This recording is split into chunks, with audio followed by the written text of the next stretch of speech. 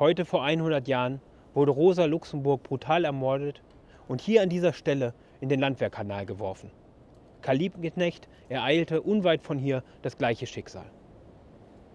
Die Ermordung der beiden großen Revolutionäre wurde von der SPD-Regierung unterstützt und von rechtsradikalen Freikorpssoldaten in die Tat umgesetzt. Sie gehört ganz zweifelsfrei zu den schwersten und folgenreichsten Verbrechen der Menschheitsgeschichte. Liebknecht und Luxemburg mussten sterben, damit sich die Revolution, die sich im November 1918 von Kiel über das ganze Land wie ein Lauffeuer ausgebreitet hatte, nicht in eine Beseitigung der kapitalistischen Eigentumsverhältnisse ausweitet, wie das in der russischen Revolution der Fall gewesen war. Der Mord leitete eine brutale Konterrevolution ein, die tausende kommunistische Arbeiter zum Opfer fielen.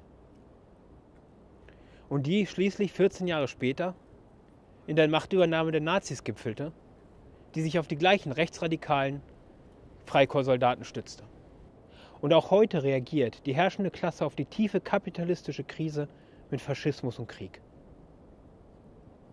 Deutschland rüstet auf und in der Armee, der Polizei und den Geheimdiensten wachsen rechtsradikale Netzwerke.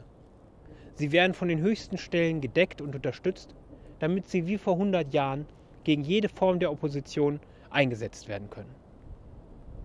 Unter diesen Bedingungen erhalten die Prinzipien, für die Luxemburg und Liebknecht Zeit ihres Lebens gekämpft haben, größte Bedeutung. Weil anders als etwa die Linkspartei behauptet, war Luxemburg weder Feministin noch liberale Demokratin. Sie war revolutionäre Sozialistin. Im Gründungsaufruf der Kommunistischen Partei schrieb sie kurz vor ihrer Ermordung: Über den zusammensinkenden Mauern der kapitalistischen Gesellschaft lodern wie ein feuriges Menetekel die Worte des kommunistischen Manifests. Sozialismus oder Untergang in der Barbarei? Und diese Frage stellt sich heute wieder in aller Schärfe. Und deswegen ist heute die wichtigste Aufgabe, an die Tradition von Liebknecht und Luxemburg anzuknüpfen und eine internationale revolutionäre Partei aufzubauen. Und diese Tradition ist heute verkörpert im Internationalen Komitee der 4. Internationale und der Sozialistischen Gleichheitspartei.